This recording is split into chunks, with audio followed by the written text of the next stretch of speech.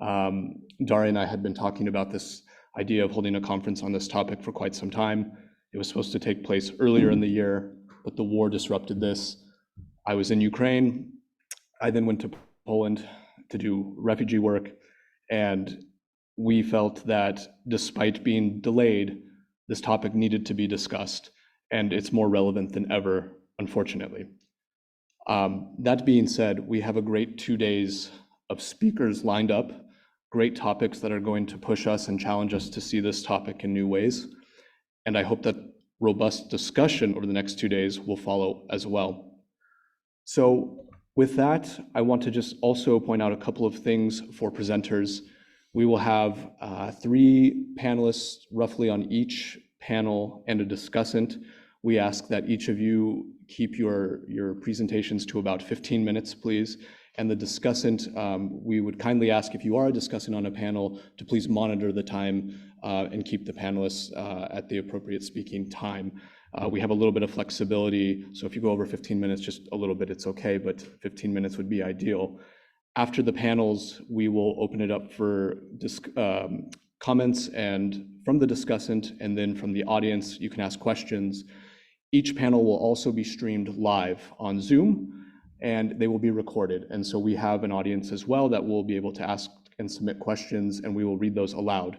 We also will have speakers. So for those attending on Zoom, they will not be able to hear you ask your questions unless you speak into the microphone so they can hear it as well. So if you have a question, please raise your hand and we will bring you a microphone and you can speak into that and then everyone can hear. So I think these are the practical things. If you have any other questions, please find me, please find Daria, and we'll be happy to assist you in any way. And with that, I'm very happy to kick off this conference with our first panel. And so we will get going since it is 9:30, and we will start this great conference. Thanks again for being here.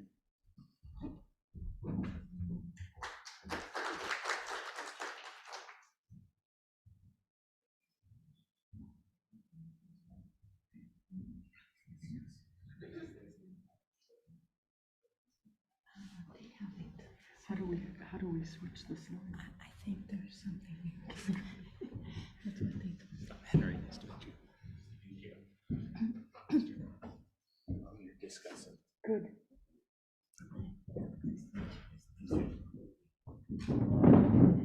So the first panel is articulating the 1932-33 famine in international media.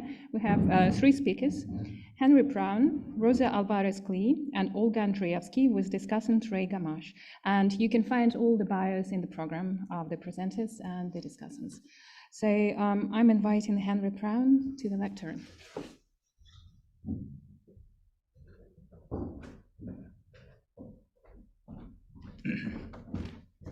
All right, let me see. Yep, perfect. Hello everyone. I'm very grateful to be here. I want to start by thanking the Holodomor Education and Research Consortium, the Leverhulme Trust, I hope I'm pronouncing that right, the University of Cambridge, Dr. Daria Mattingly, and John Vsetecka for organizing this event. I agree it's definitely a very important topic. Today I'm going to be talking about the press organs of the Communist Party of the United States, or CPUSA as I'll be referring to it, and their coverage of the Holodomor, with a particular focus on the party's main newspaper, which was called the Daily Worker. And so, yeah, just going to get started. In 1932, the Communist International, it was a section of the Communist International, its executive committee, or ECCI, told its American branch that the Daily Worker's leading articles must be accepted as directives by party comrades. And the CPUSA readily complied, publicly telling its members that the Daily Worker is the central organ of the party, and when directives appear there, it is an order. There will be documents on the screen sort of referencing what I'm saying. And throughout the ensuing decade, the Comintern regularly intervened in the affairs of the Daily Worker, secretly guiding its policies and coverage through sort of internal Comintern directives, and replacing its management at will if it displeased them. And in order to make deeper sense of these really closely aligned transatlantic media agendas, I've repeatedly returned to the process of Soviet collectivization and its unfortunate consequences. The situation is not just famine, the Daily Worker article warned in 1931, but murder of the people by a government which deliberately and consciously insisted that starvation, death, pellagra, and typhoid be turned loose among the poor farming population. Now, the authors wrote here not of politically motivated famine abroad, but rather of what they called a cover-up in the US. And throughout the early 1930s, American communists regularly and alarmingly published such reports. But, as the party's leader, Earl Browder, explained in a 1934 convention speech, while living standards in the capitalist world took a catastrophic drop, in the Soviet Union they leaped upward. Clearly, the world, he said, is divided into two systems moving in opposite directions. The words were not his own. 2 weeks earlier, Browder had received a missive right here from the ECCI with a series of points you should take into account when drafting up the final text for his convention speech, including that he add a short introductory part at the beginning of the draft, giving an analysis of the development of two worlds and contrasting the world of dying capitalism with the world of victorious socialism. He did exactly as requested and inserted these coached comments at the start of his very fiery keynote address. What I discovered in the process of writing my dissertation is that this exchange between Browder and his superiors in Moscow was by no means unique. Rather, it reflected a more comprehensive and wide-ranging pro-Soviet publicity drive, which was organized sort of in concert by the leaderships of the Comintern and of the CPUSA. And its purpose, or it was aimed rather at an American audience that was assumed to be very disaffected, radically disaffected by the failures of their mainstream political establishment. In one typical 1933 ECCI letter to New York, you can see here, the Comintern demanded that we must denounce the policy of the American government and the American capitalists by pointing to the example of the Soviet Union. It's in capitals. So obviously very important. And a subsequent 1933 memo called specifically for the party to conduct extensive and most concrete but capable propaganda of the successes of collectivization and agriculture in the USSR. The Daily Worker was to naturally play a key part in this self-described propaganda effort, with Comintern resolutions routinely emphasizing that each important political campaign of the party should include the plan for carrying it into the DW, which is what they meant by the Daily Worker, and repeated calls to popularize socialist construction is how they phrased it. And this was part of a broader mandate that the paper and the party fully utilize this example of victorious socialist construction in the Soviet Union as against the capitalist countries. The records of the Daily Worker are replete with the practical results of these continual requests, or I would argue that they were more orders. And its collectivization coverage is really exemplary in this regard. And I've taken just a selection from dozens of articles. This one reads, Ukraine collectives have best harvest in 30 years, and this was published in the summer of 1933. Villages never so enthusiastic. These were reports from Daily Worker reporters who at least said that they were reporting from places like Kharkiv or Kyiv. Then the day before, there was another one that read, debt-free farmers of Ukraine get large excess of cash and grain. And in this case, the outlet's Moscow correspondent had written from Kharkiv to say that, and this is from the article itself, the collective farms in the Ukraine have this year given an example of high organization and labor discipline in the struggle for high crop yields, which offered, he said, the best answer to all the odious lies and slander which a certain section of the bourgeois press, following the example of the German fascists, are spreading about the Soviet collective farming districts, particularly in the Ukraine. In fact, the Daily Worker staff unanimously dismissed the disturbing and sensational reports of famine in Ukraine, which were emerging from a swath of very politically diverse individuals and organizations, as little more than Nazi provocation. The bourgeois, the fascists, the social fascists, the Vatican, and the Trotskyists have been spreading hobgoblin tales of starvation and cannibalism in the Soviet Union, they complained. They accused critics of mouthing every rotten slander about famine in Ukraine, repeating every lie that was coming out of the publicity machines of the Hitler government. Interestingly, these attacks even extended to the Pulitzer Prize-winning journalist Walter Duranty, who, though now infamous for having dismissed the Holodomor, was indicted in August 1933 by the Daily Worker's editors for what they called sweeping poisonous guesswork. The reason being, he had suggested in one of his articles that the death rate in Ukraine, the North Caucasus, and Lower Volga was at least trebled last year. In fact, Duranty was repeatedly censured in the early 1930s by the paper along similar lines. The Daily Worker's own cable reports, the editors proudly countered, show that not only are the collective farms reaping a rich profit now, after all the needs of the cities have been supplied, but that their needs were cared for throughout the year. They were writing this in August 1933.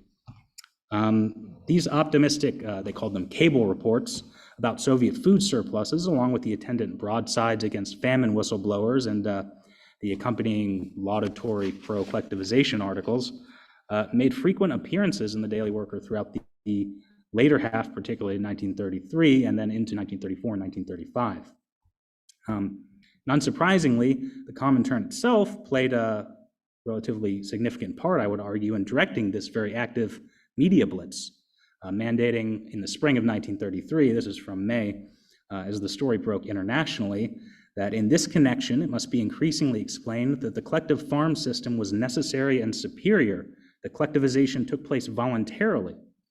Tellingly, its officials also enjoined that the party must point out that in the USA, collectivization can be realized with less difficulty.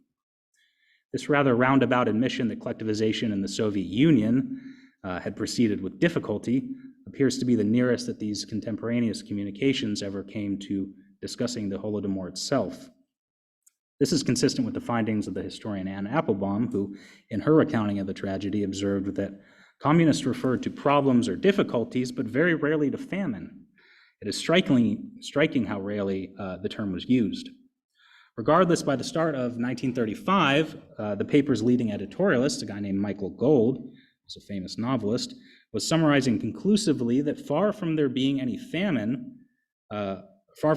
shortage, the Soviet Union has been enjoying bumper harvests. The truth about the famine is that there was no famine. Nonetheless, he protested, critics go on repeating their Nazi-inspired lies. Interestingly, however, he now defended Walter Duranty's analysis of Soviet affairs. And he approvingly quoted in this article the very same August 1933 report in the New York Times that had earned the ire of the communist paper's editors 18 months earlier. And the reason being that because even in the midst of acknowledging higher death rates in Ukraine and elsewhere, Duranty had obligingly claimed that any report of famine in Russia today is an exaggeration or malignant propaganda. And I think evidently the passing of kind of the immediate crisis had rendered Duranty's relatively placid hedging about elevated death rates to be pretty harmless. Present-day news outlets, I skipped a slide. This is the Michael Gold article. Present-day news outlets routinely castigate Duranty's now controversial foreign commentary as incomplete and biased, as what not to do when reporting, and as a classic example of fake coverage. There have even been renewed calls to revoke his Pulitzer Prize. That's been happening for 2 decades now. And one commentator even described him as the personification of evil in journalism. But such general contemporary contempt makes it especially important, I think, to remember that in the early 1930s, Duranty was not seen as a pro-Soviet propagandist peddling fabrications and lies. On the contrary, as the scholar Robert Conquest noted, Duranty's reports were praised by his colleagues precisely because they were enlightening, dispassionate, and readable dispatches, and by the Pulitzer Prize Board itself as marked by scholarship, profundity, impartiality, sound judgment, and exceptional clarity.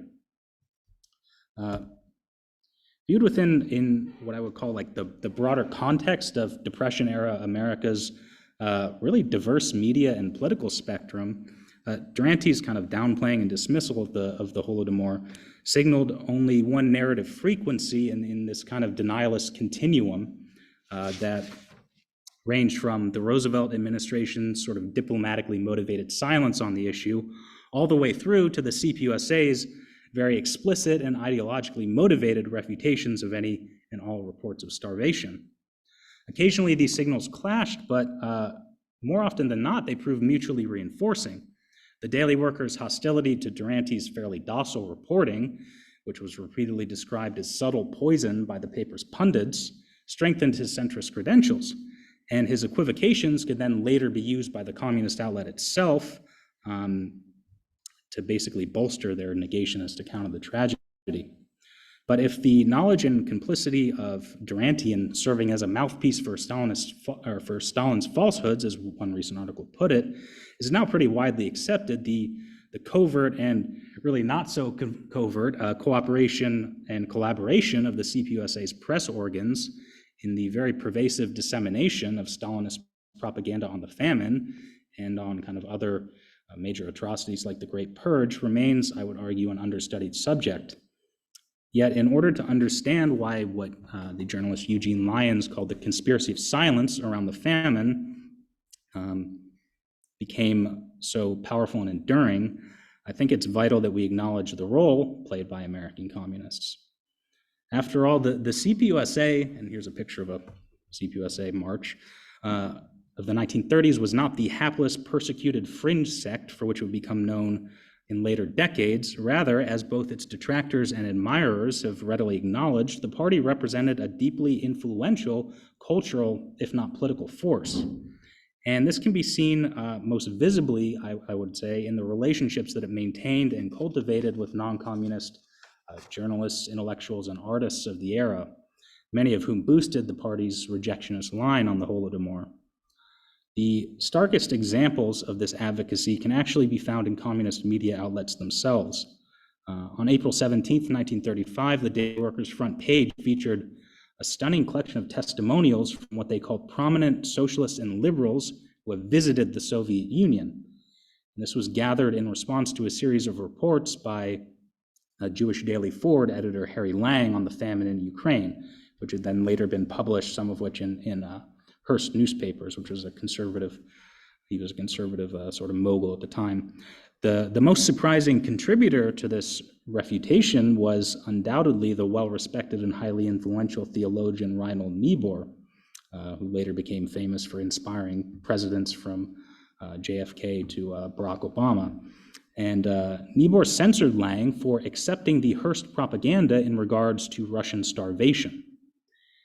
And I would say that the fact that so mainline a figure as Niebuhr not only shared the CPUSA's views on the Holodomor, but freely and apparently without hesitation shared those views in the party's main newspaper, effectively demonstrated the spread and power of communist as opposed to the much maligned Hearst propaganda. Reflecting 3 years later on his own contribution to the star-studded hit piece, the journalist J.B. Matthews, he's right there, who had himself visited Ukraine in 1932 and seen the evidences of starvation with my own eyes, observed that in one way or another, all of us were fellow travelers willing to help the Communist Party in its predicament. Sorry, I'll finish up real quick. And I do think that these contributors all really shared that basic goal of helping the party. I'll finish up soon. And if that required breaking eggs, as Duranty notoriously analogized, then so be it. As one of Lang's pro-Soviet critics nonchalantly rationalized in 1935, the government insisted upon regular grain deliveries. Sorry, I lost my place. The government insisted on regular grain deliveries, both to keep the cities from starvation and to teach the peasants a lesson. The assumption that the Soviet state had a right and even an obligation to punish the recalcitrant in what they saw as a march towards utopia went all too often unquestioned by these American champions of the downtrodden. In a revealing 1933 interview with the Daily Worker, the American-born editor of the Moscow Daily News callously explained that the greatest agricultural revolution in history, and you can see the quote up there, could not possibly have been accomplished without sacrifices on the part of those who carried out this tremendous change, and suffering, especially on the part of those who opposed it. And suffer they undoubtedly did. Thank you.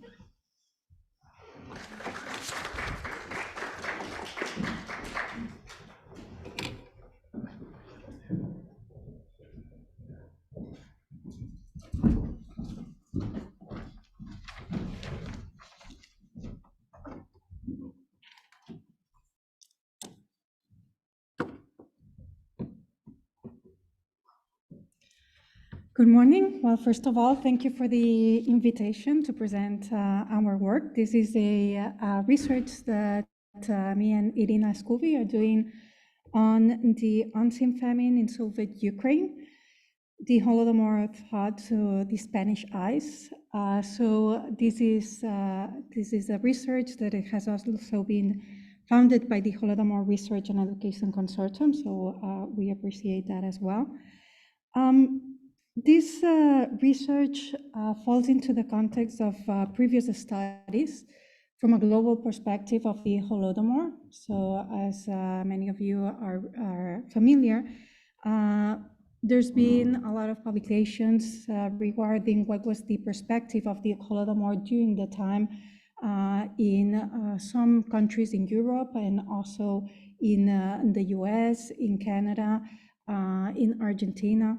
And these studies are important not only because they give a broader perspective of the Holodomor in order to understand this part of history, but also in the frame of famine analysis. So especially political science scholars have claimed that not only food availability decline or food and time on decline are important in order to understand famine causation, but also the role of the international community. So what is the awareness of the international community, and also what is their, let's say, response in terms of food aid or not, in order to reduce the severity of a famine, yeah?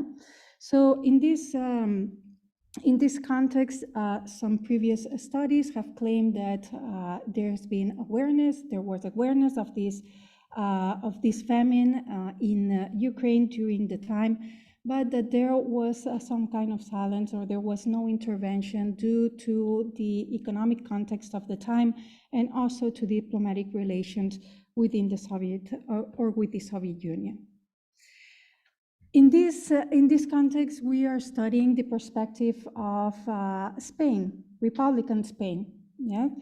Why is it important to study it from the Spanish perspective? Well, first, we haven't found so far any previous study that studies the case of Spain, but also it is important to analyze this time where in Spain there was a change of regime. So we are changing from a dictatorship to what it was the Second Republic, where the objectives were basically to reduce poverty, to reduce especially inequality. And for that, there was a great range of intellectuals and also politicians that were looking to the case of the USSR. So what was going on there, and was it applicable to the case of Spain? Yes. In this regard, we are trying to answer two questions. The first is, what was the level of information in the Republican Spain about the Soviet famine in Ukraine? And what was Spain's political social perception and response to this catastrophe? Yes. For this, we are looking into different primary and secondary sources regarding this time. We're looking first at the Officer newsletter Spanish editors. These were bulletins that basically were distributed in different parts of the world. This was a press organization that was actually secret, and therefore it's very difficult to actually even today look into what was the way of operation. But basically it belonged to the Promethean anti-communist movement, and this was information that was coming out from Ukraine to the world. Yeah, what was happening there during the time. This organization operated in different parts of the world. As you can see in the map in orange, it operated not only in Europe, but also in the Americas and in Asia. So it was a very strong organization that operated during this time. The main organizer or the main figure of Ofinor in Spain was Garcia Fuentes, that later on we will be talking about him, because he was one of the directors of El Amanecer, that is actually one of the newspapers that we are also analyzing in this study. This type of information was of difficult access and also of difficult circulation, but we will see in this study what kind of information was given and to what extent it was accessible to the Spanish public. Other than Ofinor, we're also looking into newspapers of the time in Spain, and we're concentrating on those newspapers that were more linked to the liberal thought. So during the Republican time in Spain, it's a very tumultuous time because we not only have a change of regime, but within this new regime, we have from the left-wing parties to the liberal parties in the government. So it was very difficult to get into some political decisions at the time. Therefore, we concentrate mainly in Amanecer, ABC, and La Vanguardia that were more tendency to the liberal thought, and that we would think that maybe they would have more information about what was going on in Ukraine during the time.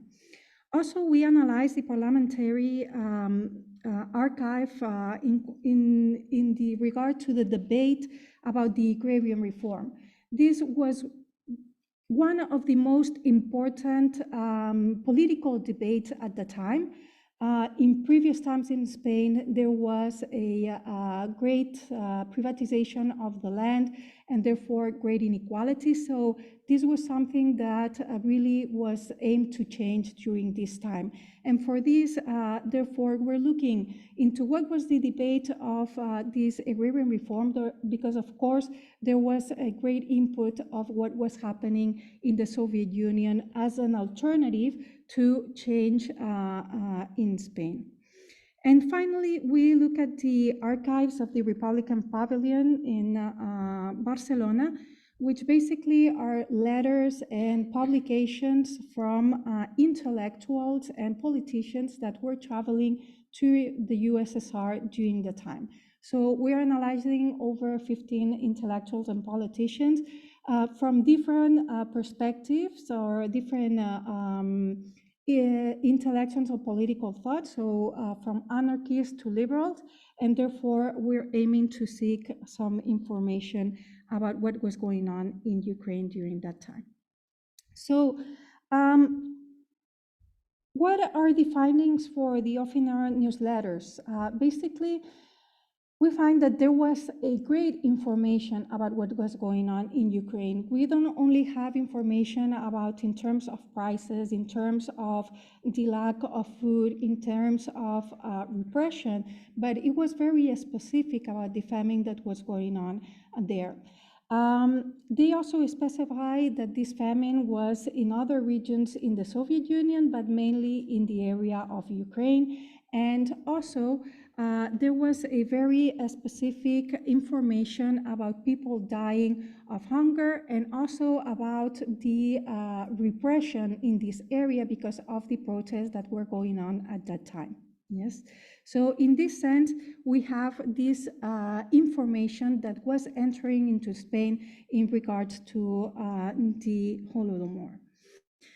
In terms of the political debate about the agrarian reform, I want to start with the initial speech of Marcelino Domingo, who was the Minister of Agriculture, and who in 1932, when they were already signing the final agrarian reform, he claimed that the agrarian problematic in Europe prior to 1918 remained included and locked within the limits of political and economic theory.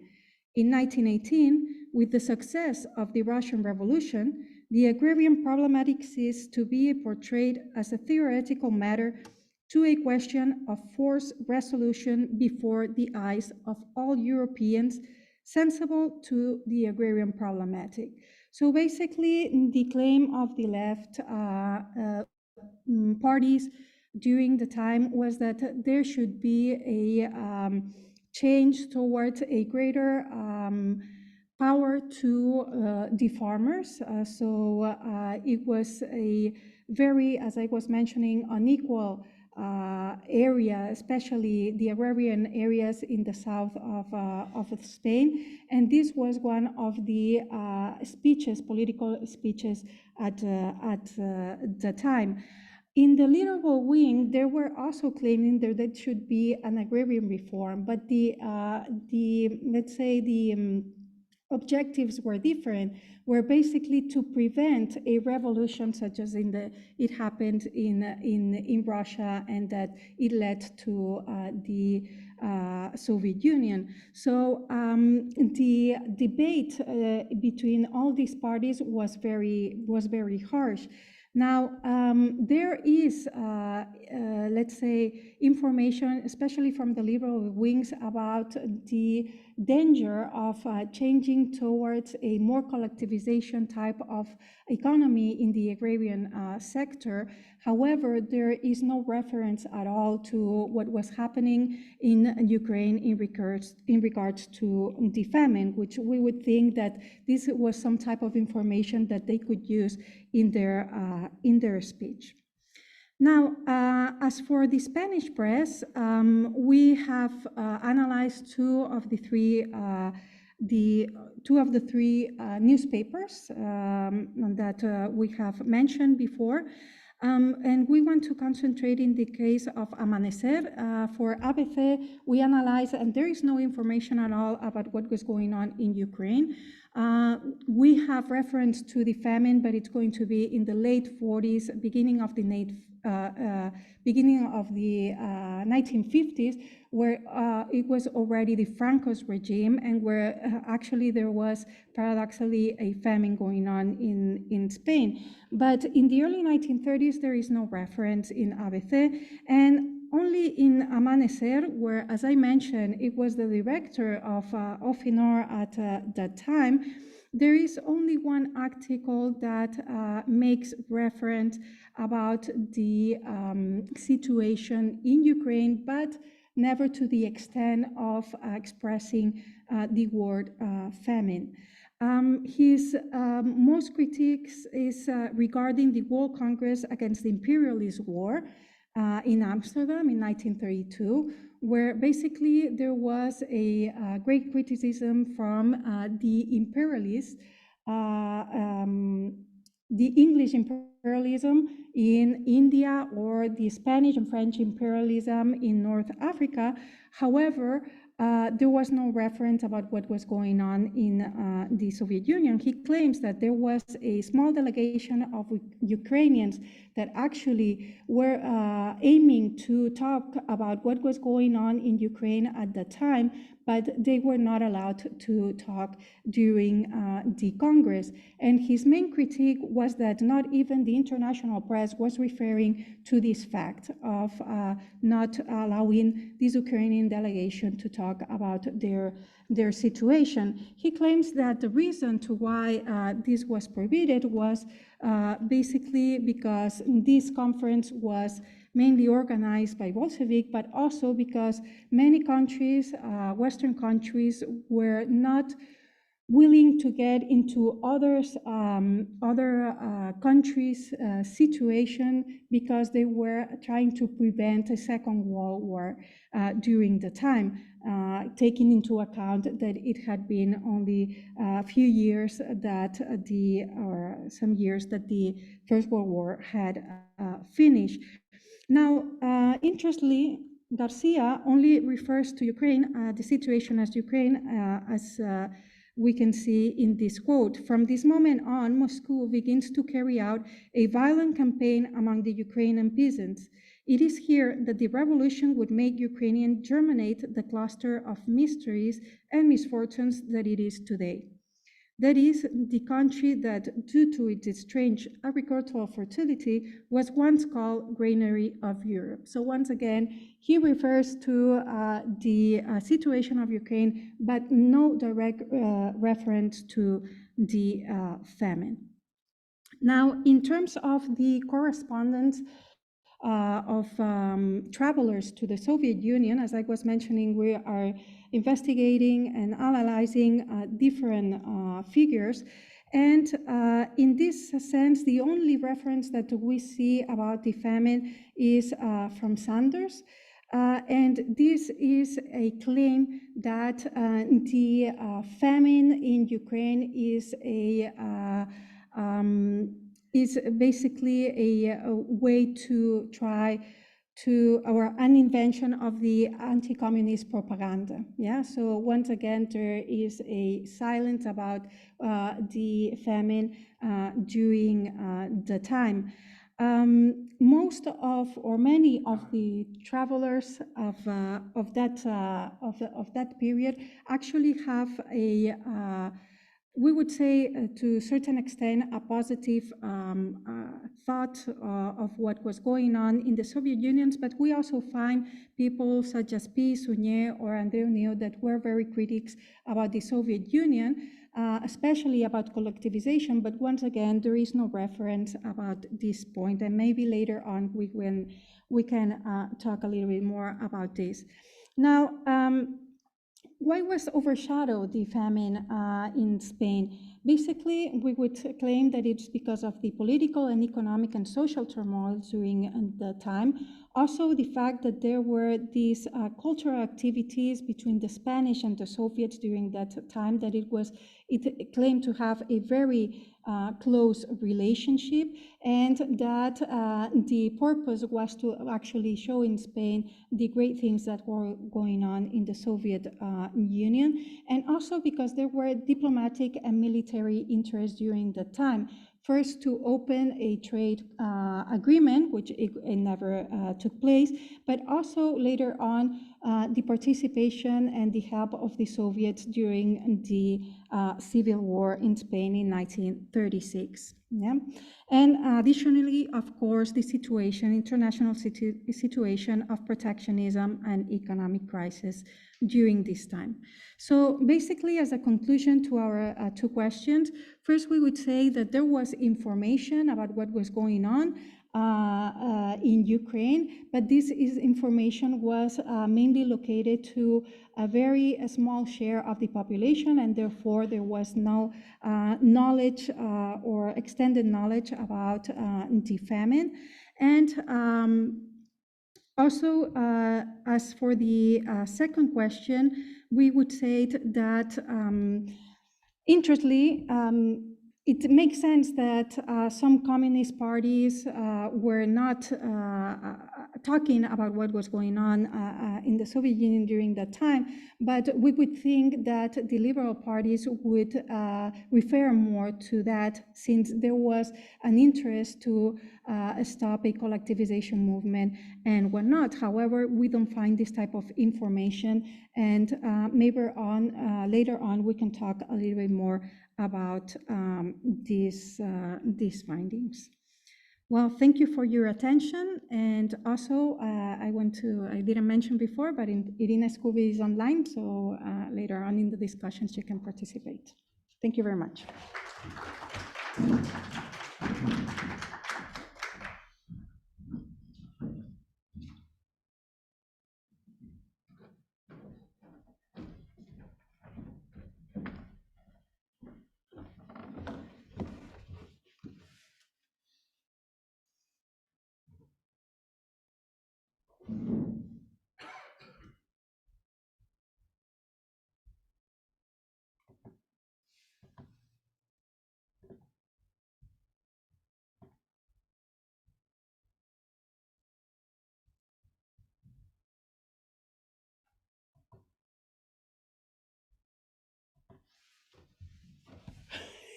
I'm not used to PowerPoint.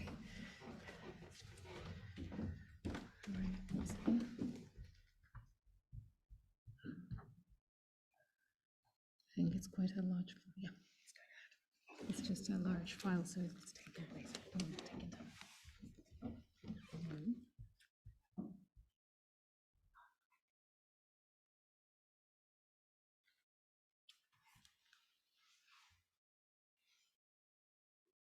And how do I advance the files? Yeah, that's divisions. Do you need this? Is there something I can press? Please do that. Okay, good.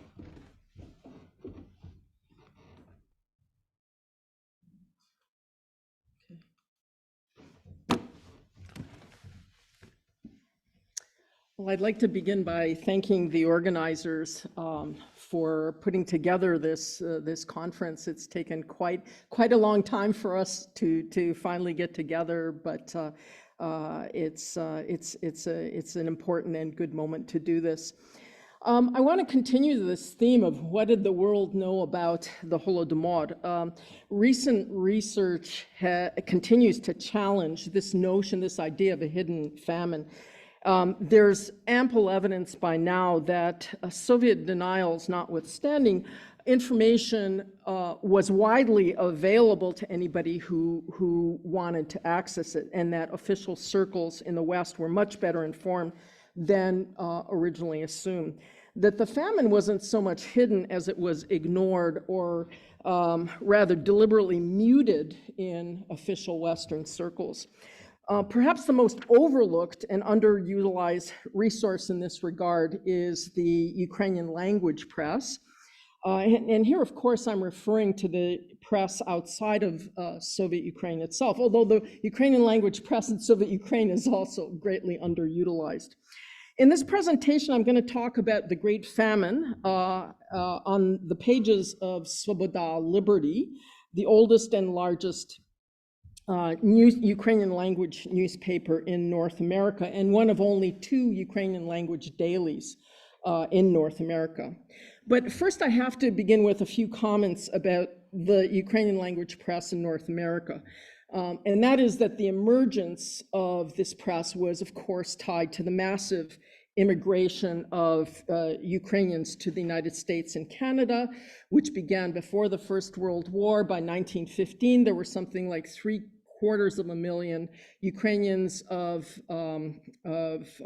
first or second generation living in the United States. And we can actually triple that number if we include Jews and Poles from what is present-day Ukraine, though they were primarily not Ukrainian language speakers.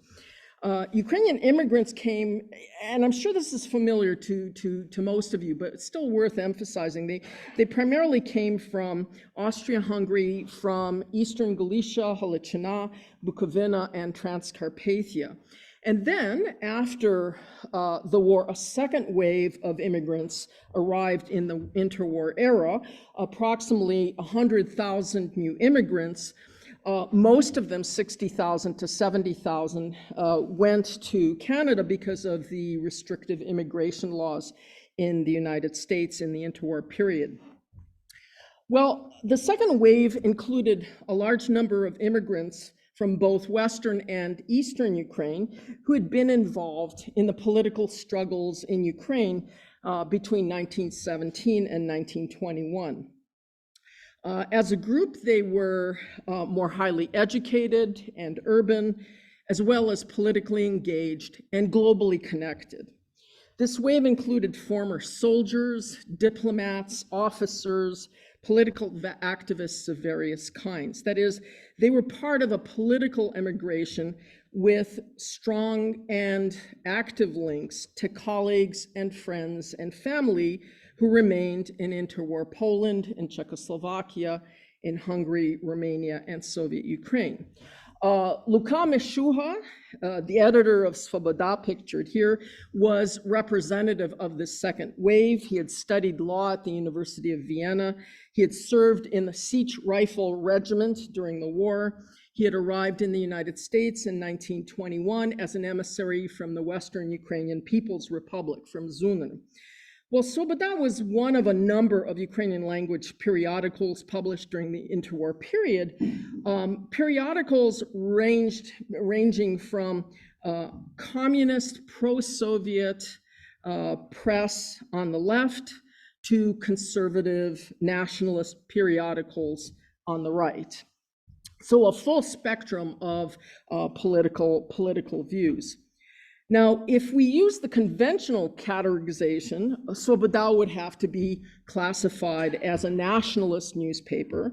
But this, I would argue, I've actually been arguing this for years, mostly in corridors and not on paper. But it's this part of this great terminological and conceptual confusion that attends a lot of English language scholarship on Ukraine and Ukrainians. That is, the term nationalist is often used to apply to anyone who identifies themselves as Ukrainian, who is not pro-Bolshevik or pro-Soviet. And this, in fact, is a replication of the language and rhetoric used in Soviet and communist sources, which conflates a whole range of political organizations and activists and obscures the radical and socialist roots of the Ukrainian national movement in the 19th and early 20th centuries.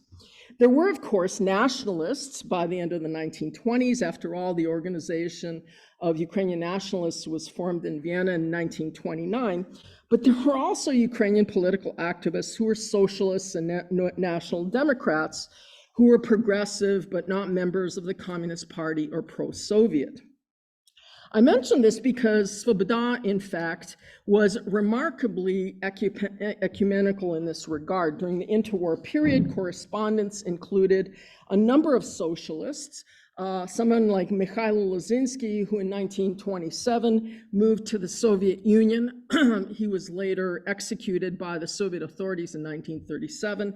Another correspondent was Panas Fedenko, who had been a member of the Central Rada. He was a socialist and remained active in the Socialist International even after emigrating to Czechoslovakia. The list of correspondents that Svoboda used actually captures the full spectrum of Ukrainian politics, with the one exception of pro-Soviet communists. Lev Mishuha himself always identified as a national Democrat, that he continued to call himself that until the day he died. Well, Svoboda served a wide audience of readers with diverse needs. It aimed to provide immigrants with general news about the world. That is, it was their primary source to learn about events happening in the world.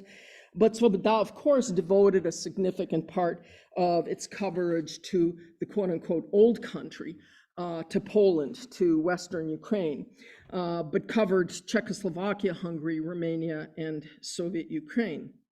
In the late 1920s, much of the foreign news on the pages of Svoboda was dominated by the situation in Poland, by escalating tensions and violence between Polish authorities and the Ukrainian population of Eastern Holodomor. And this was, of course, of great interest to Svoboda's readers, many of whom, if not most, came from this region and still had family and close ties.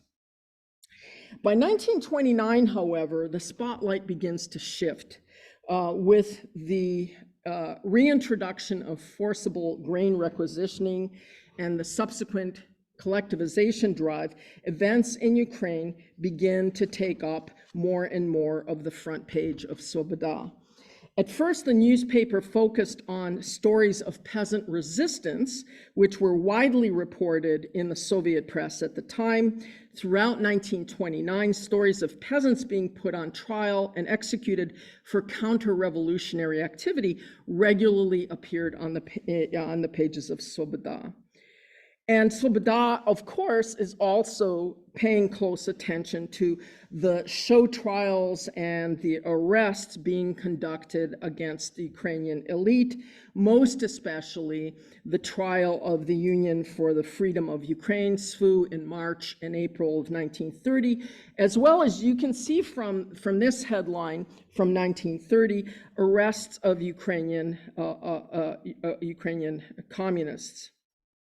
It's interesting that in both of these cases, the unrest in the countryside was linked to counter-revolutionary activities. The Soviet press spoke openly about this. So right from the start, there was a kind of political dimension to the economic issues. Well before 1932-33, we can see that Soviet Ukraine thus came to be framed not only in terms of a kind of modernization policy or economic policy, but both in the Soviet Union and in the press, Ukrainian press abroad, it is framed as part of a larger ongoing political struggle, in some ways a return to the political discourse of 1918. Well, the first mentions in Svoboda of people going hungry, that is the use of the word holod, appeared in 1930 as refugees from the Soviet Union began crossing the border into Poland, Romania, and Finland in ever greater numbers. Now, the Ukrainian language does not distinguish between hunger, starvation, and famine. There's one word, and that is holod. Inferring what the writers actually meant, or the degree of seriousness of this, is sometimes problematic. But I'll get to this in a moment, because the writers in Svoboda actually did kind of engage in a search for how to capture this political dimension of what was going on. And by the spring of 1932, there was, of course, growing evidence that this was an exceptional situation, that it was a result of policy and not just natural causes. And one of the first and most important press reports in this regard was an article published in June 1932 in the German liberal newspaper Vossische Zeitung. The journalist Stein had just returned from Ukraine and wrote, and I quote, "It's not locusts, drought, or war, or plague that are causing the starvation of the mass of the Ukrainian peasantry. It's the result of an extremely hasty pace of socialization of agriculture." By the fall and winter of 1932-33, reports of starvation are coming in from a wide variety of sources. And Svoboda, if you're a reader of Svoboda, by 1933, you're seeing stories practically every day, and usually multiple stories. It's as though you're getting a Twitter feed. You're not simply reading one newspaper waiting for a story to appear. Well, where was Svoboda getting its information? After all, it didn't have reporters stationed in Ukraine, at least not officially. It rather served as a kind of clearinghouse for items found in other sources. So as I've said, readers are getting a feed of any credible stories that are being published. The editors, of course, followed the English language press quite closely. But they also gleaned a remarkable amount of information from the Soviet press. And that's why I say the Soviet press is actually underutilized. But just as important as was the regional press, that is Czech newspapers, Romanian, Polish, Jewish, Yiddish, and German newspapers. And of course, the Ukrainian language press in Eastern Halachina. The evidence of a catastrophic famine poured in from a variety of different sources. The Soviet Union, anybody who studies the Soviet Union at this period begins to realize that the borders were much more porous than it was commonly assumed. Individuals emigrating from the Soviet Union provided some of the earliest accounts. In April 1932, for example, one of Svoboda's correspondents in Czechoslovakia conducted a long interview with a woman who had just arrived after living many years in Soviet Ukraine. She had married a Ukrainian and had been living in Kherson. When he died, she applied to go back home. It took her 4 years actually to get a passport to leave. She recounted in graphic terms, and again, this is April 1932, not only the famine that was gripping the countryside, but the terror and the violence as well. And she described an explosive mood of anger and opposition. in the countryside. Another source were refugees illegally crossing the Soviet border into Poland and Romania, of whom there were thousands in 1932-33, foreign workers and technical specialists from Germany, the US, Great Britain, and France who had traveled to the Soviet Union in connection with the first five-year plan.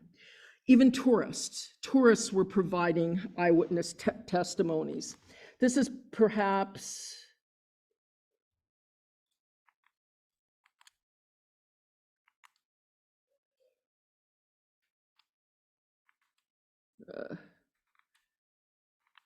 okay. This is perhaps the most famous example.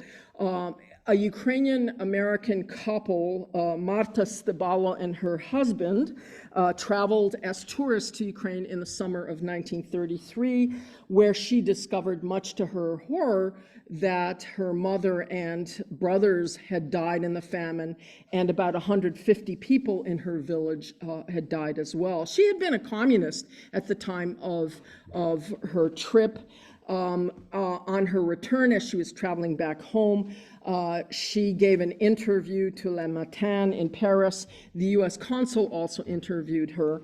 And the story made the New York Times, among other US papers. She then was invited to speak at the Ukrainian National Home in New York, where she gave extensive remarks about what she had seen. But perhaps the most unique source of information at the time were the letters. Letters from Mennonites, letters from Czech workers in Ukraine, and many, many, many letters from Ukrainians themselves. Letters were usually sent privately to friends or family in Galicia or Czechoslovakia, where there was a substantial political immigration from Eastern Ukraine. And the letters really help us fill in a gruesome picture of not only starvation and death, but also terror and violence. Svoboda didn't merely report the Holodomor, however. Throughout the fall of 1933-34, it also published articles on the many efforts of Ukrainians outside Soviet Ukraine to raise awareness about the Great Famine. It described the activities of the public committees to aid Ukraine, established throughout Europe in July and August 1933. And here I think when we begin to talk about articles and responses, it's very important to follow a timeline. So in July 1933, the first committees to aid provide relief to Ukraine are established in Lviv, in Prague, in Chernivtsi, in Warsaw, in Bucharest, Paris, Brussels, and Berlin. Mishuha himself, we know, maintained contact with the Lviv Committee to aid Ukraine and vigorously promoted the international campaign on the pages of Svoboda. Here's an example. And here you see the search for a word to describe what was going on in Ukraine. Let's protest against the Vyholodgenia Ukraina Sovitami. It's more than just, it's not just people are going hungry, and it's not just a famine, but there is a deliberate famine being introduced in Ukraine. The newspaper urged its readers to get involved, to organize, to protest, to write to local newspapers, to send letters to their political representatives, which they did. Committees to aid Ukraine were subsequently organized in a number of American cities, and Svoboda also highlighted their activities. You can see these are advertisements that appeared giving notice that there were going to be public demonstrations. Tellingly, in October 1933, Svoboda also begins to publish an English language version, the Ukrainian Weekly, aimed at an English-speaking audience. And here's a copy of the first issue. Ukrainians protest deliberate starvation of Ukraine by the Bolsheviks. Indeed, when reading Svoboda and other Ukrainian language newspapers, one, I think, gets a sense of the scale and the extent of this international campaign. These were not merely individual or local initiatives as they are often depicted. This was a sophisticated, well-coordinated international campaign to mobilize the Ukrainian community, to enlist the support of the Western public, and to put pressure on Western powers to turn their attention to the starving millions in the Soviet Union. In a certain sense, Ukrainians had a long history of this kind of civic activism dating back to the 19th century. But the campaign in 1933 really exceeded anything that Ukrainians had ever attempted. Virtually every non-communist political party and organization participated, from the Ukrainian socialists on the left to the National Democrats in the center, to the Skoropadsky conservatives and the Konovalets nationalists on the right. And for one moment in the autumn of 1933, they temporarily set aside their differences, which were often quite bitter, to shine a bright light on the unfolding tragedy in Ukraine. Ukrainian socialists appealed to the Socialist International meeting in Paris. Ukrainian veterans appealed to the International Conference of Combat Veterans meeting in Geneva. Ukrainian Women's League organizations appealed to their colleagues in the International Alliance of Women. Ukrainian students raised the issue at the Conference of Catholic Students in Luxembourg. Esperantists from Eastern Holodomor appealed to the Universal Esperanto Association. Ukrainians raised the issue at the International Congress of National Minorities in Geneva in mid-September, and working behind the scenes and through various contacts, they managed to get the matter in front of the League of Nations in late September 1933, where the famine was discussed in a closed and, by all account, stormy session. In the United States and Canada, Ukrainians staged public demonstrations, lobbied through various organizations, and sort of in support and solidarity with Ukrainians in Holodomor, held a special day of mourning. They sent letters and telegrams and memoranda addressed to their political representatives, especially to the President of the United States, urging Roosevelt, first of all, to withhold recognition. Secondly, if that wasn't possible, to send a commission to Ukraine to investigate the situation. Letters arrived in Washington from around the world. The public committees to aid Ukraine in Canada, in Prague, in Paris, in Brussels, and Berlin all appealed to the president, as did the Ukrainian parliamentary representatives. Even Pavlo Skoropadsky, the hetman of Ukraine in 1918, sent a letter to FDR himself. In fact, many of the documents and memoranda and letters that James Mace later found in the State Department in the 1980s, when he was working on the congressional report on the Ukrainian famine, date from this campaign and from this time. The Soviet authorities seem to have been genuinely rattled. And this is something I think that's interesting to think and discuss. First of all, it unsettled the ranks of the Communist Party abroad, particularly Ukrainian communists in Canada, who constituted a significant part of the membership in 1933. And in response, the Soviet disinformation campaign intensified in the autumn of 1933, and this was something that Svoboda covered as well. Much was made of the visit of Edouard Herriot, the former Prime Minister of France, in late August, early September 1933. Again, pay attention to the timing. This is during the middle of this international campaign. It's a visit during which he famously declared that there was no famine in Ukraine. But what is less known, though something that Svoboda readers learned at the time, is that in addition to denying the existence of famine, Herriot also claimed that he had seen widespread evidence of Nazi propaganda among Ukrainians in Soviet Ukraine. And here I think we see this interesting, crucial transition in the Soviet discourse on Ukraine as Petlurists become Nazis. I want to conclude with 2 points. First, there was no lack of information about the Holodomor. As Milana Rudnetska, one of the leaders of the campaign, wrote in Svoboda in 1958 on the 25th anniversary of the Holodomor, The outrageous thing about the famine was that nobody was outraged. She was citing an American author from the time. My second point is that the international campaign of 1933, 1934 helped to construct an all-Ukrainian social memory of the Holodomor. It created a shared memory across a broad political spectrum among people from many different countries and regions.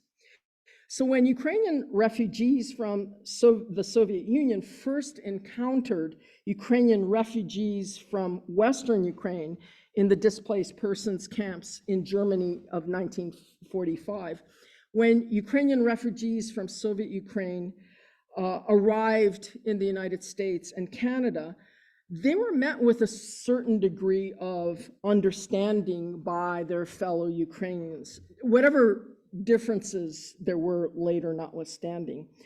The Holodomor was already a collective memory. And so it created this odd dissonance that while much of the world had forgotten or chose to forget the Holodomor, Ukrainians in the diaspora continued to remember. Thank you very much.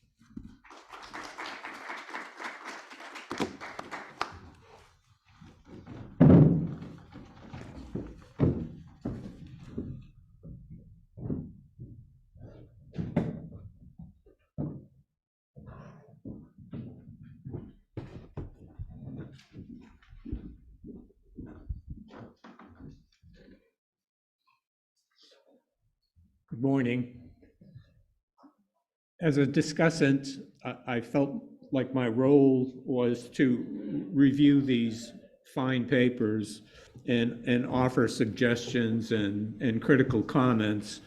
But as somebody who often submits papers, I ask you to take my comments with a grain of salt, because sometimes reviewers, I think they project their own ideas and thoughts about the subject matter, and so I'm really trying to respond to your papers, not your presentations, which were very informative and well done, and you managed to stick within the time limit despite my phone. So I reviewed the papers as you would, review any paper based on the theory, methods, sources used, the relevance of your paper, and so I'll just offer these comments. Dr. Prown's paper on the denial by American communist media is something I've been very interested in, and I thought that the real strength of your paper was the use of primary source materials, and that idea of the cover-up, I think you really articulated quite well. One suggestion I would make would be to make sure that you introduce topics. I'm sorry, let me repeat. One suggestion would be to develop topics that are introduced from source quotations. There are several places, and I'd be happy to send you my comments at a time. Your paper I thought, is very relevant in writing about the Communist Party, Oregon's The Daily Worker, New Masses is especially relevant as it pertains to public perceptions about the very conflicted reporting that was done on mass starvation in Ukraine. In your paper, you introduced William Randolph Hearst, and I thought that perhaps you could have delved into the whole situation with his publishing Thomas Walker, Robert Greene's series of articles in, I think it was early 1935, and whether or not the pushback and his fascination with Hitlerism really spurred on criticisms.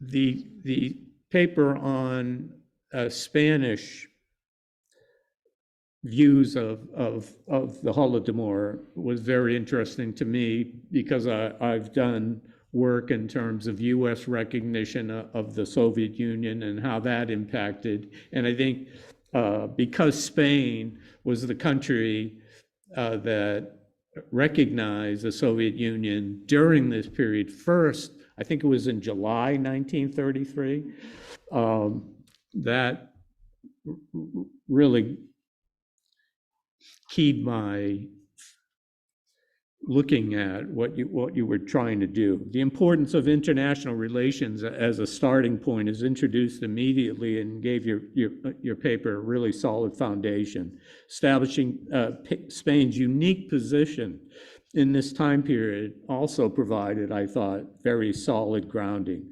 And the research questions are precisely stated and provided structure to the discussion in your paper.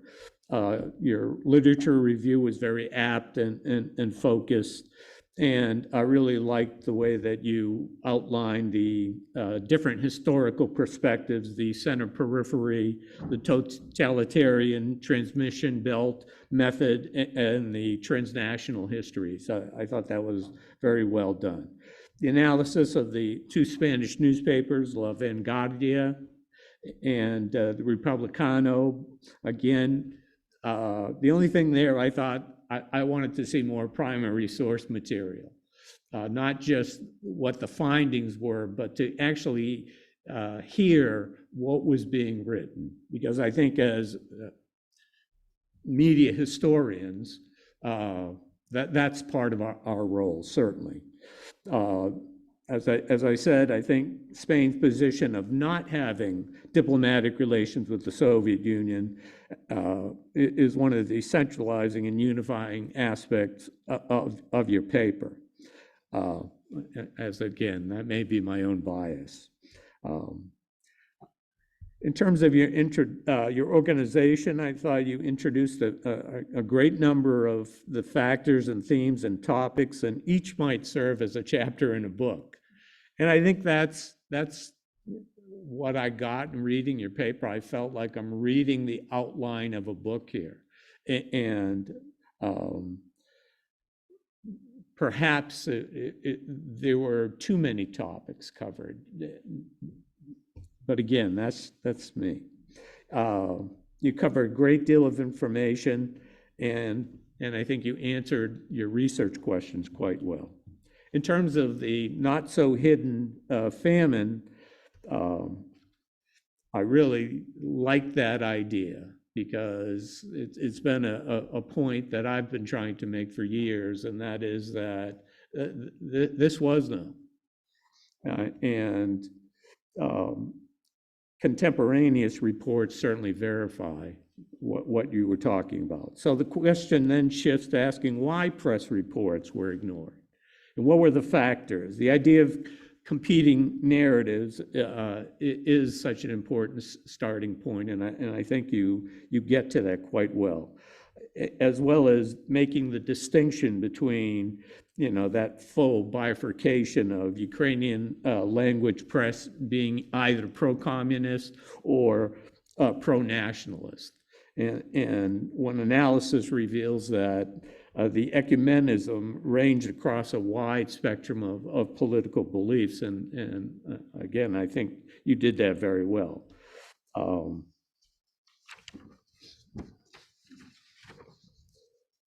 The topic's a very important one in showing in terms of how Ukrainians worldwide got information about the Holodomor and how it organized a narrative that was being contested by pro-Soviet media and pro-Soviet communists in North America.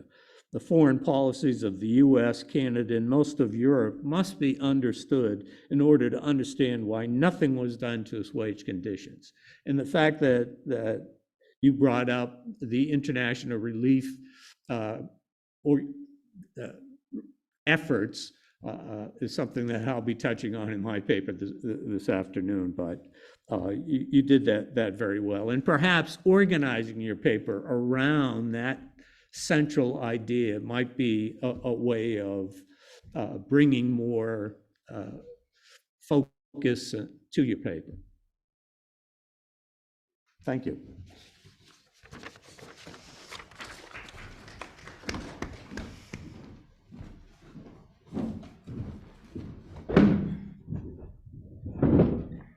Great, thank you so much. If there's anything that the panelists would like to respond to, specifically to raise comments, you may do so. You have microphones in front of you. If there's nothing else that you'd like to say at the moment, we can open up to the audience for questions and also those who are attending via Zoom. Is there anybody that wanted to respond? Well, I just wanted to thank to the comments, and indeed, when we started our research, we started to look only to some sources, and it got more extended. So yes, looking into a book, it's a very good suggestion, and thank you for all your comments. Thanks. Yeah, no, thank you. I appreciate it. Anytime someone sits down and reads my paper and has suggestions, I'm always very appreciative. Yeah. Likewise. So if you'd like to ask a question, please raise your hand and I'll bring a microphone to you. Remember, if you speak into this, then everyone on Zoom can hear you as well. So if you have questions, please let me know and I'll come find you with the microphone.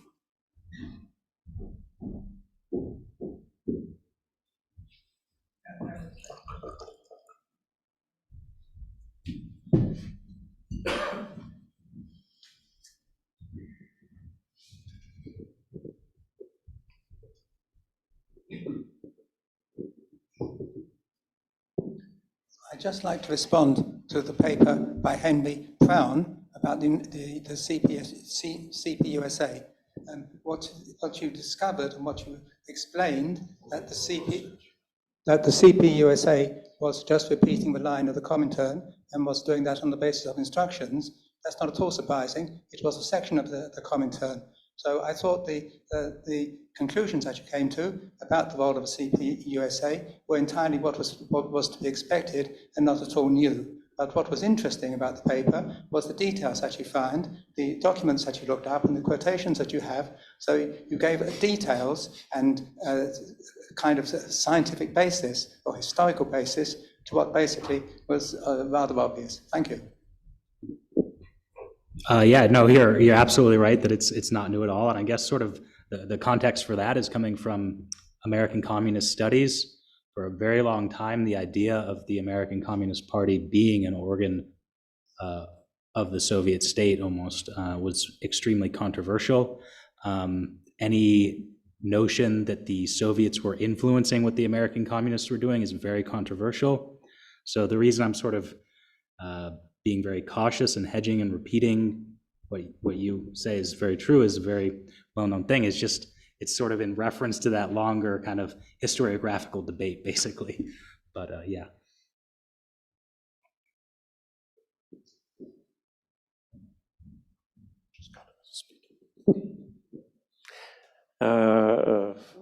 Firstly, thank you very much for your excellent papers.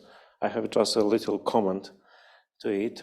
There was talk today about Walter Duranty, that he was not seen in the United States as explicitly pro-Soviet, that his impartiality and expertise were valued. I would like, if I may, to add a little comment to this, based on my own research, which was focused on Polish diplomatic documents. I think these documents are quite interesting source also for this issue. Polish observers were very interested in the question of a perception of the USSR by Western opinion. And consequently, a lot of attention was paid to the features of diplomats and correspondents, press correspondents in Moscow.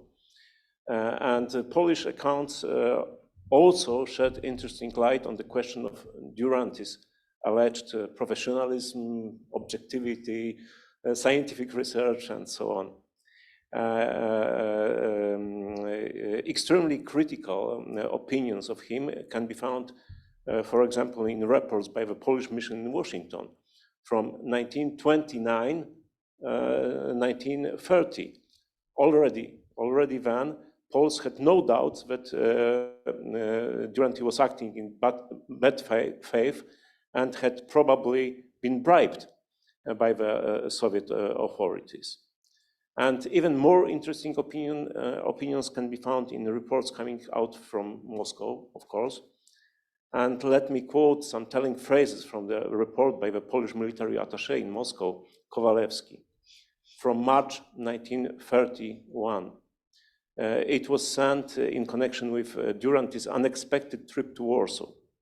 And Kowalewski wrote, "His correspondences are always favorable to the Soviets, and this favorability bears an active character, opposing the opinions prevailing in the United States about the USSR.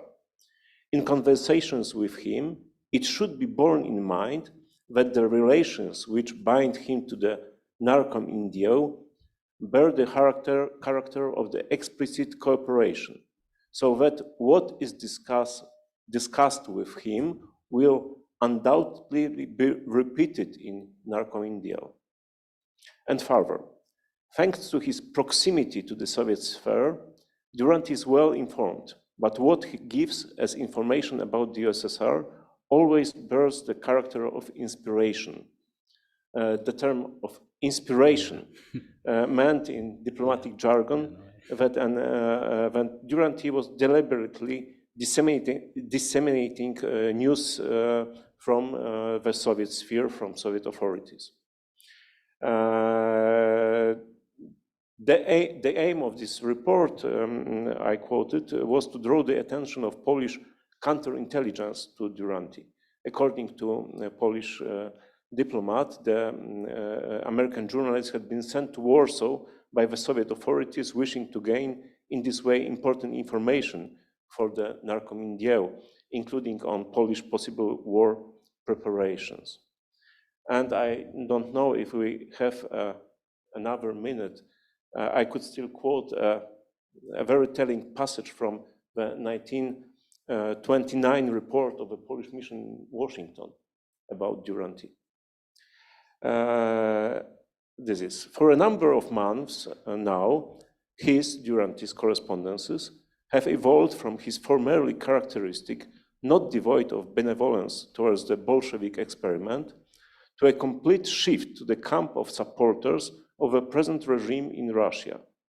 I would even say to the camp of a Bolshevik faction in power today, with Stalin and its head, who has found in Mr. Duranty a devoted admirer.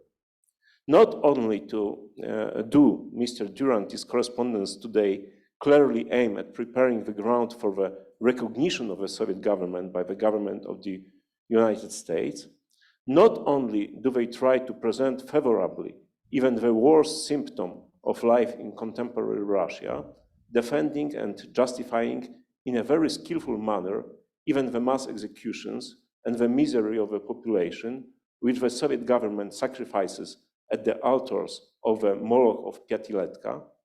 Not only do these correspondences always find a but when evaluating even such a hopelessly, indefensibly issue as a question of press freedom in Russia. Duranty goes even further and does not hesitate to go completely undisguisedly to the assistance of the Soviet government in cases where the impressions created by his correspondence can be used by the government in dealing with current political affairs.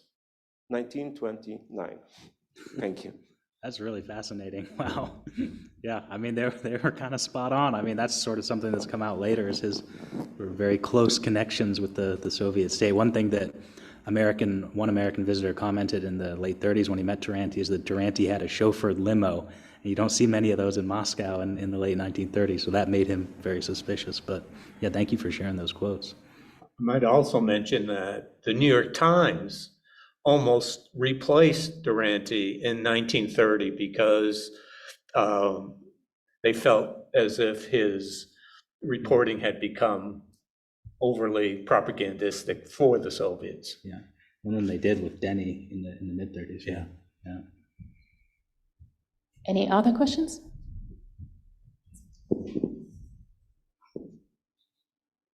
Yes, I have a question, I guess, that could be placed to all three paper presenters, and that is Olga Andriewsky raised in her paper about letters being written to the Svoboda, or else people who had received letters, then passing them on to the Svoboda editors, and I gather some of these were published. So the question to her is, could you give us an idea of what they were saying in these letters? And then to the other two presenters, I guess the question would be, to Henry, would be to, have you looked at all, or have you found, are there any sort of archival collections where you would find letters to the Daily Worker, letters maybe to some of the editors of the Daily Worker in regard to the famine? The question then to the presenter on the Spanish papers, the paper on Spain, would be again, is there any correspondence that you've looked at, or is it available in possibly in some archival collection to the editors of the Spanish newspapers, or to the Spanish Minister of Agriculture whom you cited? I guess I'll begin. I'm sorry if there was some sort of misunderstanding. There were no letters directly to Svoboda. The letters were generally to family or friends in either Eastern Holochna or in Czechoslovakia. There were a couple of letters that arrived in the United States from people to their children. So Svoboda wasn't getting any letters, but there were enough letters circulating that every once in a while somebody would turn over a letter directly to Svoboda. But for the most part, they were copying what was published in Yilo. There was one letter directly sent to Dilo, which was quite remarkable, from Stalino in 1932. But there's a kind of intimation that there was a great correspondence between the emigration from Eastern Ukraine and people in Ukraine and in Soviet Ukraine, and that, for example, the news of Skripnik's suicide first came through those channels.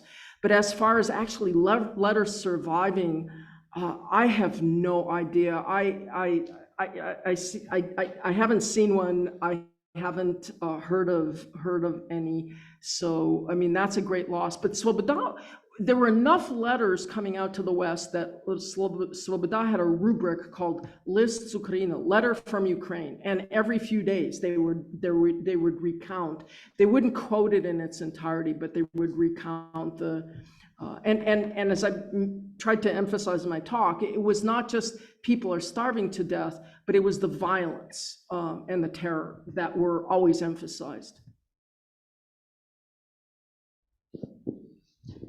Yeah, I mean, I think it's a similar thing in my case in terms of there being letters. There were obviously letters to the editor in the Daily Worker, something that Whittaker Chambers talked about during his time as an editor in the Daily Worker was essentially, it was very eye-opening for him he became someone who was involved in sort of receiving and publishing these letters. And it was eye-opening to him to realize that, and he was working with workers' correspondence, that a lot of the workers' correspondence was very negative, and of course that wouldn't be published. And I see no reason why the CPUSA would have, kept that in their archives, which were eventually sent to the Soviet Union, especially considering they were sent to the Soviet Union. So I would love to be wrong, though, about that. Yeah. Thank you for your question. We find that there is correspondence to what it would be some political groups in Spain. Not directly to the minister, but in any case, there is a political delegation coming from the government to travel to the Soviet Union. So in this sense, they had direct information from this delegation in the Spanish government.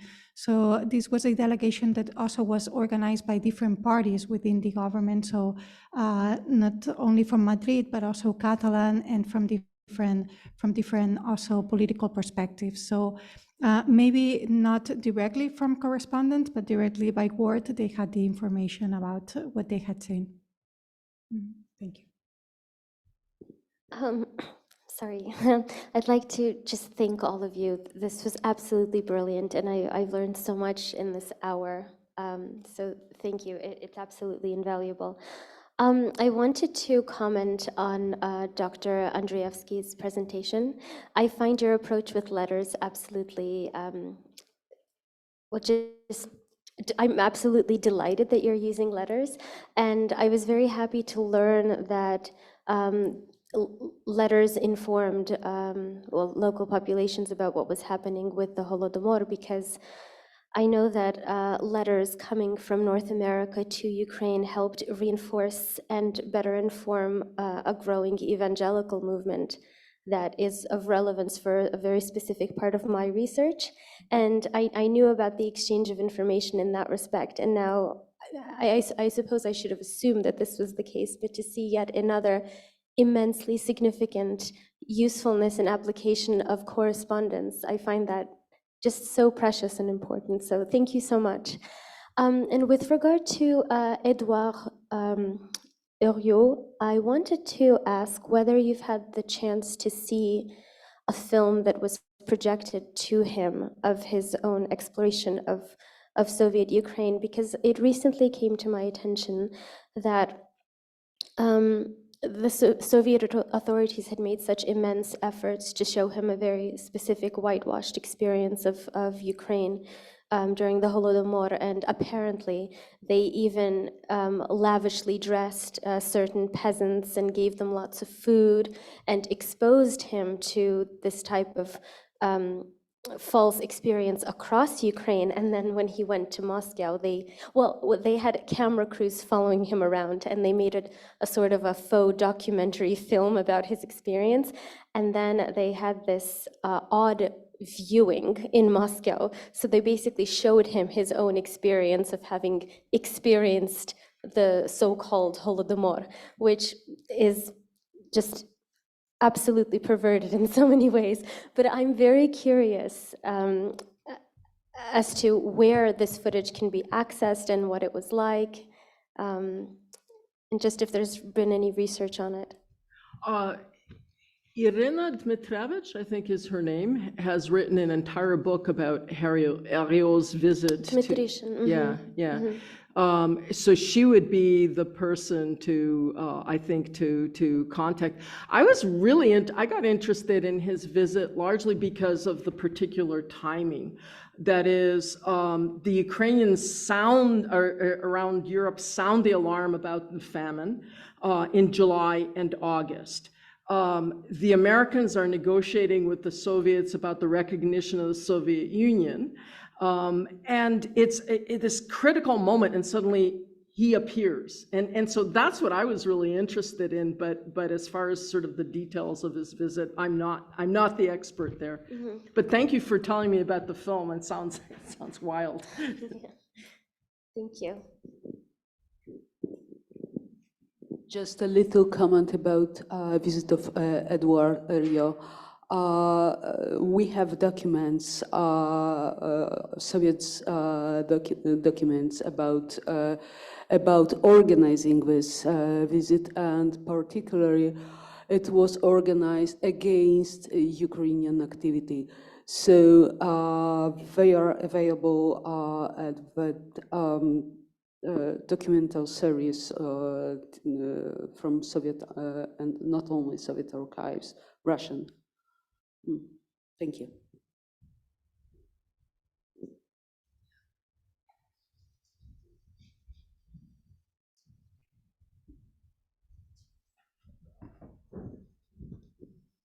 So I'm Matt Pauley, Michigan State University.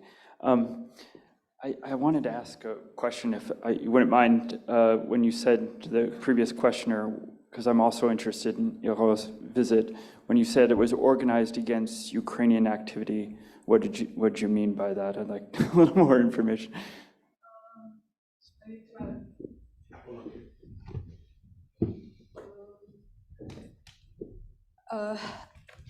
I just have read recently such documents from Soviet archive, and I have to find the precise this document, which is connected with Edward earlier visit to USSR.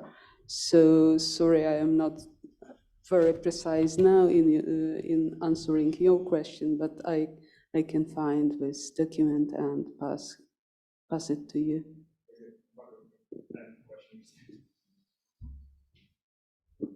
Sorry for the contrived way of asking questions, but it's good to have our Zoom audience appreciate what is happening in the room. So to Dr. Andriewsky, I'm also interested in your presentation, in particular your appeal for the use of Ukrainian language newspapers.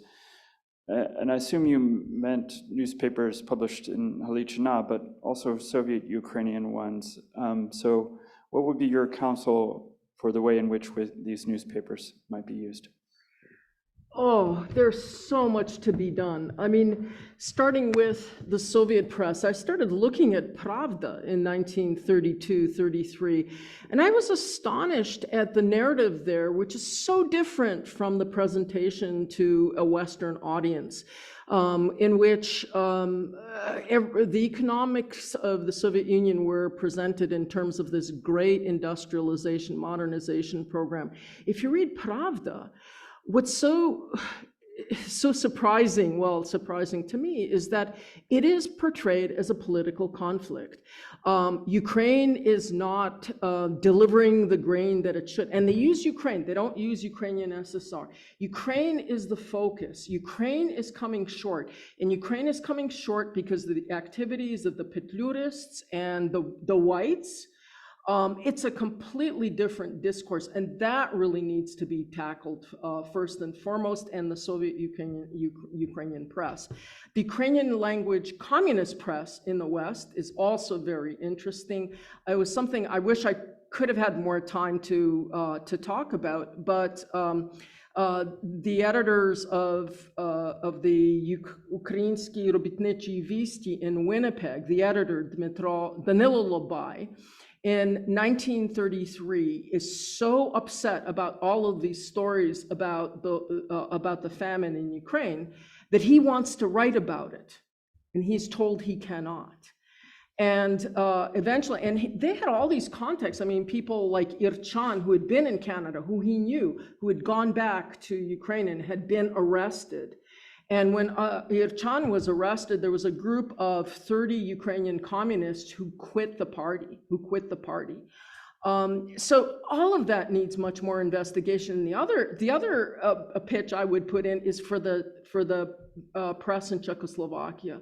There's much more there than I think we realize. There was much more cross-border traffic. I mean, there's a Czech socialist named Jan Slavik, who's a good friend of the Ukrainian socialists dating back to before the revolution, and he had made a number of trips to the Soviet Union and to Soviet Ukraine. And in 1932, I think, or 33, he actually came out and said, people are starving to death. This is not the way it's portrayed to be. He was then drummed out of the party for the remainder of her life. He suffered lifelong consequences because of this stand. But there's much more activity. When we look at the money that was devoted to propaganda by the Soviets, where were they targeting for trying to shape public opinion?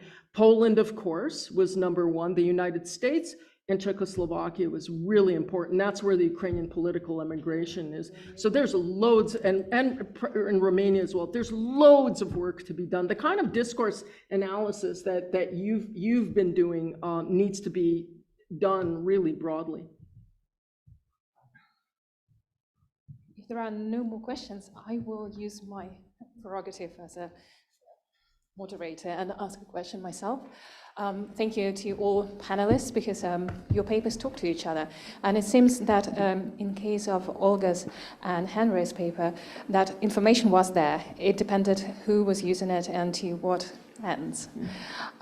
So my question is to Rosa, simply because in my research I came across one case against a Ukrainian peasant in Poltava Oblast in 1937, who was tried for, again, rotten slander of the anti-Soviet agitation, when he said that we have to help Spain right now because their Republicans are starving. So he was drawing his information from Soviet papers about the war in Spain. And then he continued, but where were Spanish when we were starving in 1933? And I think it's quite poignant, because what you were presenting about that there was little information available. And even today, I think there is only one book in Spanish translated about the famine, Anne Applebaum's book, and brilliant review by Lyosa. But what is the reason, in your opinion, that there was little interest in the famine in Ukraine, apart from anti-communist information that was there? Yes, it's the case of Spain. It's interesting because since they were going through their own transition, I think at that time, even though there was evidence of course, no famine in Spain in the early 1930s, but since 1927 there was a strong crisis, even before then the Great Depression. And therefore, their look to the Soviet Union was more a way of an optimistic view of how to get out from this poverty, constant poverty that had been leading in Spain for so long, and inequality. Also, it's interesting to see that there were quite some even communists that were criticizing, for example, Stalinism and whatnot. And there was also a certain depression. Andriewsky, for example, who was a communist, but he criticized very much Stalin. In 1937, he was taken and murdered by the Soviet supporters in Spain, and tortured as well. So I think there's an accumulation of different factors. First, the economic conditions at the time, also the great instability within the country, because there were many parties that were within the government with different, very different thoughts. And what was happening outside from Spain maybe was in a second line. But on the other side, there was also this certain repression. Now, one of our main questions also is, why wasn't the more conservative or more liberal parties in the country not referring to the famine? Because it makes sense maybe that more left parties were not referring to, but why weren't the other parties not referring to that? And this is something that we're still working on it. Thank you. And we do have a couple of questions from Zoom. I know we're running out of time, but we have a few minutes. The first question comes from Paul Minnis, who's actually going to be a discussant on a panel later on, but he's attending via Zoom. It's not directed to anyone in particular, but maybe Henry or Olga would have an answer for this. Paul asks, how did the Holodomor fit in the emergent conflicts between Stalinists and Trotskyists, even though the latter often was a small segment of the communist communities? I can answer this. The Trotskyists had their own networks. Svoboda in the 1920s was absolutely fascinated with the leadership struggles, and they tended to follow Trotsky. But that is what was happening to him. But if you look at the Trotsky publication Oppositionный Bulletin, there are actually mentions of the famine in 1933, and the sources are coming from the Soviet Union themselves. I mean, it's not the same kind of daily messaging that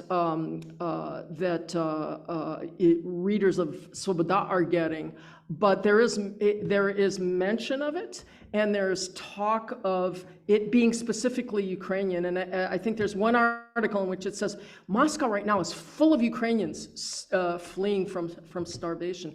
So on the issue of the famine, there was a difference there. Of course, the Trotskyite press would highlight it or explain it in a different way than the Ukrainian language press. Great, thank you. The second one comes from Jay Koshev. It's not so much a question, but it's mentioned that the American communist E. Bila wrote about his experience of working in the Kharkiv tractor factory in Dilo, which was mentioned by Olga a little bit. And the comment has to do with his exchange with Comrade Petrovsky, and Petrovsky admitting to the famine that only a certain amount of millions died. And so this comment was sort of implied here just to assume that they were surprised not to hear about this witness and Dilo, but I think Olga got into the Ukrainian language press, and it would require a whole nother panel to talk about Dilo specifically, which Miroslav Shkandry has wrote about extensively with Dilo and the reporting from the paper. So that was also, that was the only comment that he had. I will also ask a question, if I may. So I'm quite interested in the perceptions of the famine globally in the press, and it's not a surprise, I think, as we've known that it was there. We knew about it. But in my research, I've come across accounts in unlikely press accounts, or things that at first were unlikely. And I'm curious what you might say to the lack of languages that we know in preventing us from knowing even more. So for example, one of the largest collections of newspapers that have something to say about the famine are in Norway. And so there's a huge Norwegian press contingent, which isn't surprising following Johan Mowinckel in the League of Nations. You follow these paper trails. And Dr. Koromia has done some work on Japan. So I'm curious if you think, or if you've come across any other avenues for the global reach of the famine in newspapers, in other languages that we might not know. And I'm wondering if you have any opinions about where we could start to look to even find more resources about the famine globally in the 1930s.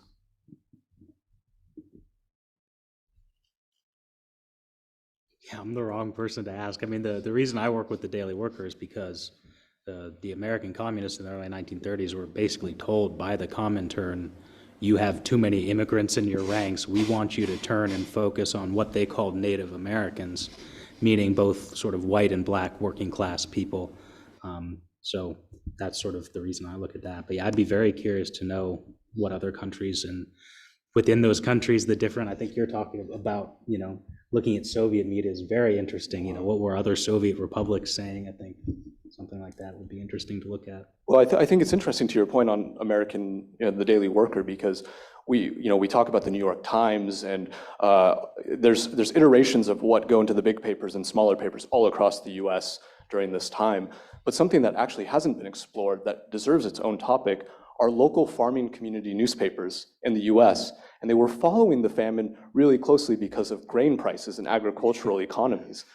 And so I was in Colorado actually a while ago talking to a relative who's a farmer, and they're like, oh yeah, my grandparents talked all about the famine in Ukraine.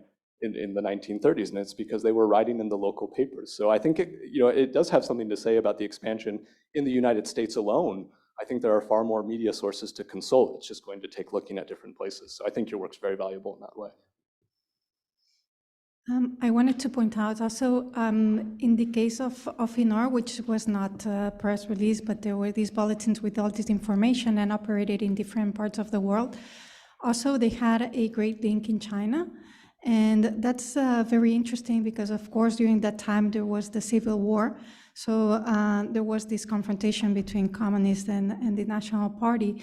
And therefore, there was this willing also to show what was the danger of the spread of communism. So I haven't revised directly the sources in China, but that would be a very interesting also way to see what they were saying at this point. Thank you. Okay, well, that's about time for this first panel. Thank you so much to all of our panelists and to Ray for serving as a discussant, and thank you for your nice questions. We will now have a coffee and tea break, and we will resume for our next panel at 11:45. Thank you.